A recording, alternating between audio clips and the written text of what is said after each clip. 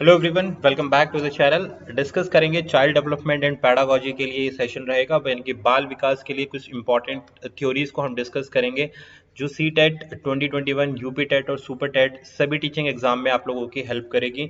तो आज का जो टॉपिक रहेगा वो है हमारे पास लर्निंग डेवलपमेंटल थ्योरीज, जो सीखने से संबंधित जितने भी थ्योरी प्रपोज्ड हैं उनके बारे में थोड़ा सा हम जानेंगे।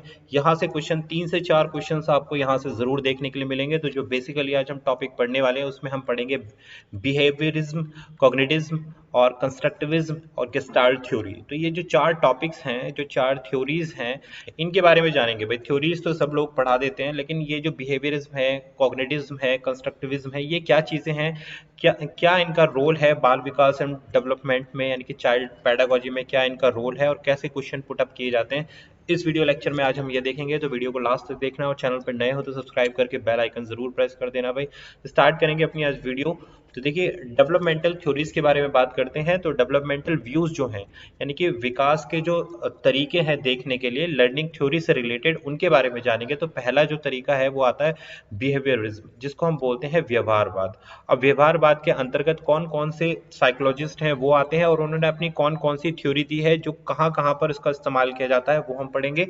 उसके बाद आता है कॉग्निटिज्म, जिसको हम बोलते हैं संज्ञानात्मक पक्ष और संज्ञान से रिलेटेड जो भी थ्योरी है। और इसको आपको पता है कि ये थ्योरी किसने दी है? भाई फेमस साइकोलॉजिस्ट हैं जीन पियाजे, जिन्होंने अपने इस थ्योरी के बारे में डिस्कस किया है। इसके बाद आता है कंस्ट्रक्टिविज्म, जिसको हम बोलते हैं संरचनावाद।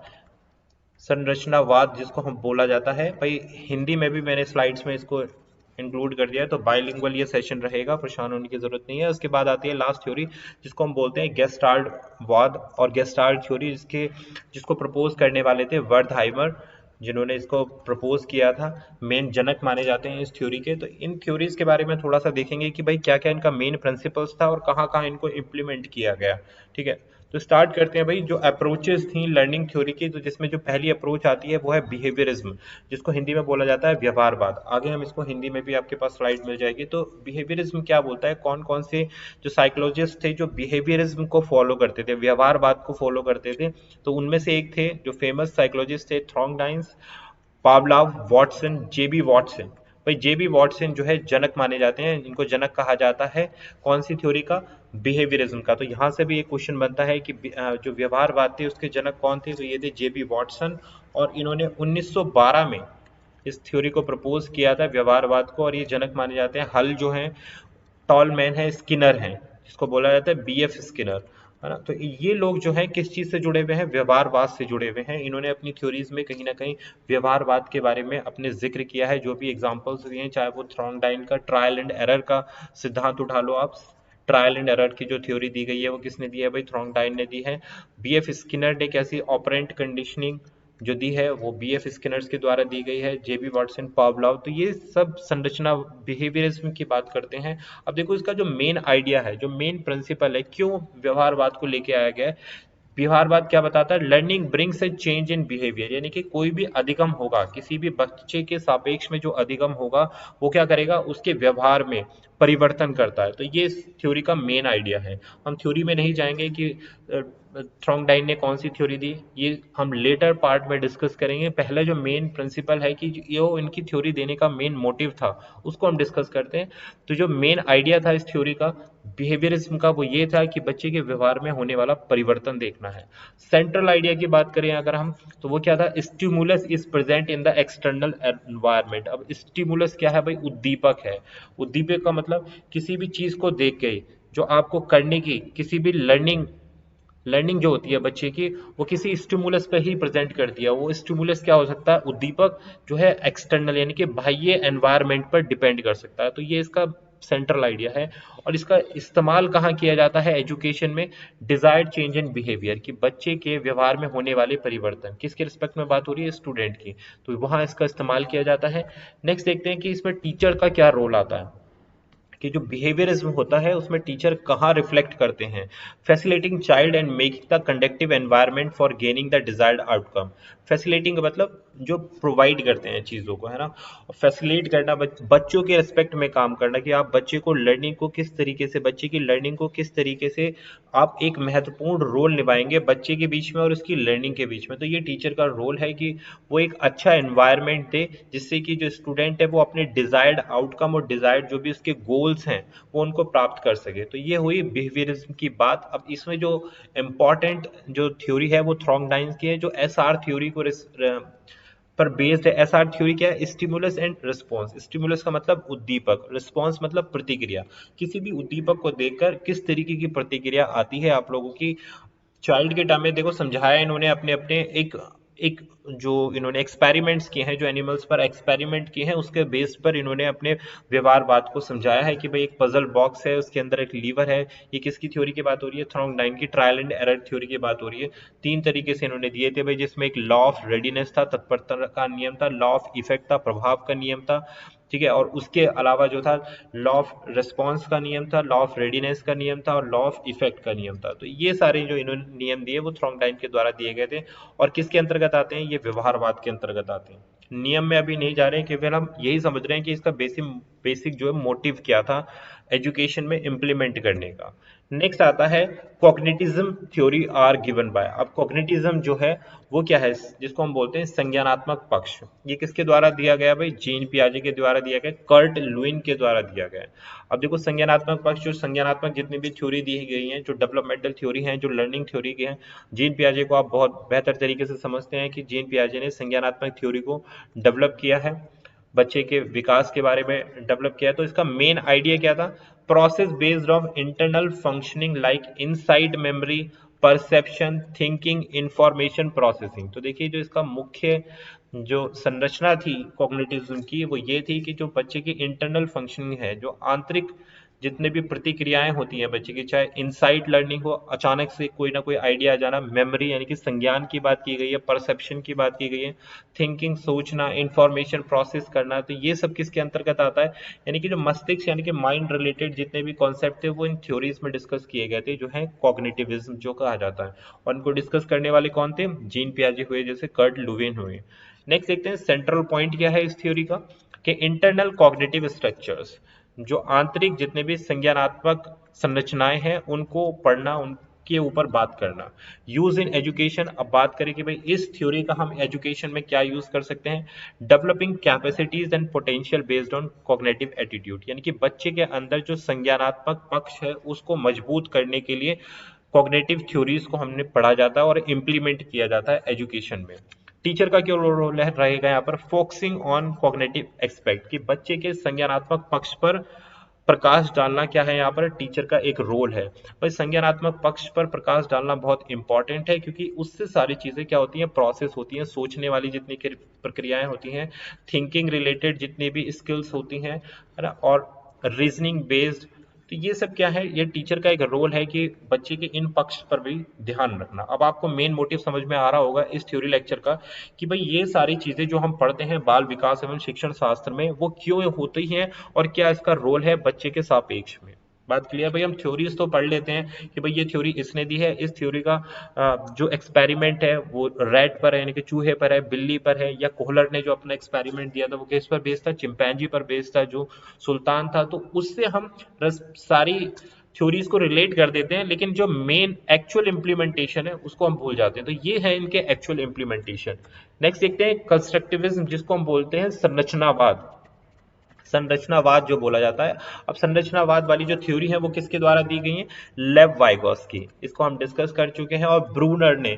ये कौन से ऐसे थ्योरी हैं? इनकी जो थ्योरी प्रिंसिपल है वो किस पर बेस करते हैं? संरचनावाद पर। यानी कि संरचनावाद का मतलब क्या? जैसे लेव वाइगोस्की हैं तो इनकी थ्योरी को हम क्या बोलते हैं? सोशियो कल्चर थ्योरी भी बोलते हैं। सोशियो कल्चर का मतलब कि बच्चे समाज में जाकर डेवलप करता है, लर्निंग करता है। तो सोशियो कल्चर यानी कि समाज के साथ में मिलकर होने वाला डेवलपमेंट किसने दिया है? लेव वाइगोस्की ने दिया है। और यहाँ से संरचना होती है बच्चे की लर्निंग की। अब इसका मेन आइडिया क्या है? Knowledge is constructed entity. क्या बोलते हैं ये मेन आइडिया? कि जो नॉलेज है, जो ज्ञान है, वो किसके थ्रू बनाया जा सकता है? ज्ञान का निर्माण किया जाता है। और निर्माण कैसे कर रहे हैं ये लोग? लेव वाइगोस्की क्या बताते हैं संरचनावाद में कि ज्ञान का निर्माण कैसे होगा, जब बच्चा जो है सोशल एटमॉस्फेयर में जाएगा तो वो अपने ज्ञान का निर्माण करेगा, अपने भाषा का निर्माण करेगा। बात समझ में आई? तो ये इसका मेन आइडिया है। सेंट्रल आइडिया क्या है अब इसका? We construct the understanding of this whole world based on making sense of experience, कि हम जो है सेंट्रल आइडिया क्या है कंस्ट्रक्टिविज्म का, कि हम अपने ज्ञान का निर्माण किसके बेस पर करते हैं? अपने पूर्व एक्सपीरियंस के आधार पर करते हैं, है ना। कोई भी डिसीजन हमें लेना होता है तो हम एक्सपीरियंस बेस्ड अपने अनुभव का इस्तेमाल करते हैं किसी भी डिसीजन को लेने से पहले। तो ये क्या है? ये संरचनावाद का नियम है। अब इसका जो है एजुकेशन में क्या इस्तेमाल है? संरचनावाद का हम बच्चों को संरचनावाद से रिलेटेड थ्योरी पढ़ा रहे हैं, बाल विकास पढ़ा रहे हैं, आप भी पढ़ रहे हैं एज ए टीचर, आपको पढ़ाना है आगे जाके, तो इसका इस्तेमाल क्या होगा एजुकेशन में? Learning process must be based on primary and sole concept, not for factual information, कि जितने भी हमारे अधिगम संबंधित प्रिंसिपल्स हैं, है ना, वो किस पर बेस करते हैं भाई? प्राइमरीली कॉन्सेप्ट्स पर बेस करते हैं, किसी भी फैक्चुअल चीजों पर बेस नहीं करते हैं। कहने का मतलब है कि जितने लर्निंग प्रिंसिपल्स हैं कंस्ट्रक्टिविज्म के अकॉर्डिंग जो है सारे लर्निंग प्रिंसिपल हैं, सारी लर्निंग थ्योरी जो है वो किस पर बेस करती हैं? रियलिटी पर बेस करती हैं, कॉन्सेप्ट पर बेस करती हैं, अवधारणाओं पर बेस करती हैं, फैक्चुअल इंफॉर्मेशन पर नहीं, यानी कि ऊपरी ज्ञान पर नहीं है। जो आप ग्राउंड पर जाकर जो चीजें इंप्लीमेंट कर सकते हैं वो क्या है? संरचनावाद का नियम से रिलेट करते हैं। अब टीचर्स का रोल क्या है? Social aspect must be given an appropriate place. Teacher का रोल ये है कि बच्चे को सामाजिक ज्ञान दिया जाना चाहिए, क्योंकि सामाजिक ज्ञान पे जाकर ही वो अपना लर्निंग का निर्माण करेगा, संरचना करेगा, कंस्ट्रक्ट करेगा। जो समाज है वो बच्चे की नॉलेज को बिल्ड करने का काम करेगी, निर्माता के रूप में काम करेगी। तो टीचर का रोल यहाँ पर है कि बच्चे को सोशल कनेक्टिविटी प्रोवाइड की जाए। नेक्स्ट और लास्ट जो आता है गेस्टाल्ट थ्योरी। अब गेस्टाल्ट थ्योरी भाई किसने प्रपोज की है? जो इसके फादर कहे जाते हैं गेस्टाल्ट थ्योरी के, वो है वर्डहाइमर। अब ये कौन कौन से? कोहलर ने अपनी थ्योरी गेस्टाल्टवाद में आती है, कॉफ का जो है वो भी गेस्टाल्टवाद में आते हैं, और वर्डहाइमर जो है ये भी फादर ऑफ गेस्टाल्टवाद थ्योरी कहलाए जाते हैं। अब गेस्टाल्टवाद थ्योरी क्या बोलती है? इनका मेन आइडिया क्या है? Higher order cognitive aspect and process continuity in the brain, यानी कि इनसाइट लर्निंग है एक तरीके से आप समझ सकते हैं।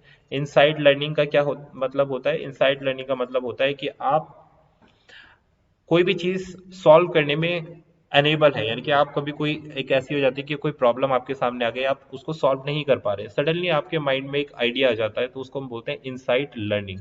तो ये जो इसका मेन आइडिया है higher order cognitive aspects. Higher order का मतलब होता है उच्च स्तरीय जो संज्ञानात्मक प्रोसेस होती है, संज्ञानात्मक जो पक्ष होते हैं, तो जो हमारे ब्रेन में आते हैं, तो उसको क्या बोला गया है यहाँ पर? गेस्टाल्टवाद का ये मेन आइडिया है। अब सेंट्रल आइडिया क्या है जिस पर ये आधारित है? Cognitive information is passed into our brain in meaningful patterns. इनका कहने का मतलब है कि जितनी संज्ञानात्मक पक्ष होता है, संज्ञानात्मक थॉट्स होती हैं, वो हमारे ब्रेन्स में एक स्ट्रक्चर फॉर्म में, यानी कि एक संरचना की फॉर्म में पहले से ही निहित होती हैं। अब इसका यूज क्या है भाई गेस्टाल्टवाद का एजुकेशन में?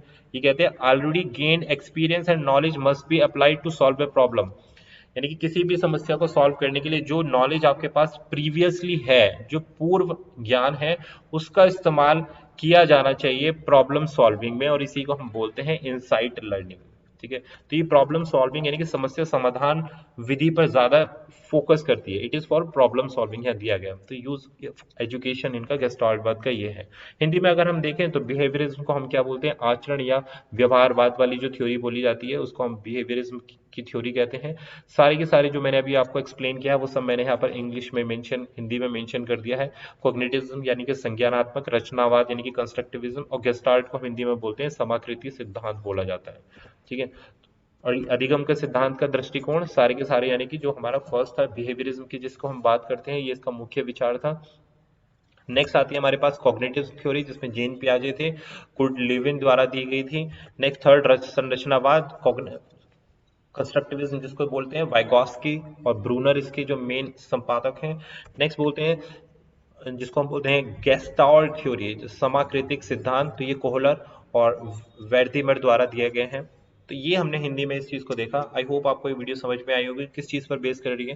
बेसिकली जो बेस कर रही है ये जो थ्योरीज होती हैं, जैसे बिहेवियरिज्म है, कंस्ट्रक्टिविज्म है, संरचनावाद है, तो ये थ्योरीज क्या एक्चुअल इंप्लीमेंट क्या है इनका, इस पर बेस कर रही है। इसी के हमने क्या देखे, इनके मुख्य धारा देखे, यानी कि मेन आइडिया देखा, इनका सेंट्रल आइडिया देखा और यूज ऑफ एजुकेशन देखा। तो ये था हमारे बाल विकास के लिए एक शॉर्ट सेशन। आई होप ये वीडियो आपको बहुत हेल्प करेगी, क्योंकि यहाँ से कई बार क्वेश्चन बनते हैं। 3 से 4 क्वेश्चन आपको डेफिनेटली किसी भी एग्जाम में आपको देखने के लिए मिल जाएंगे। वीडियो पसंद आ गई हो तो यार लाइक करें, ज्यादा से ज्यादा शेयर करें। मिलेंगे आपसे एक नई बाल विकास की वीडियो में। This was Abhishek Tyagi. Thanks for watching. Thank you.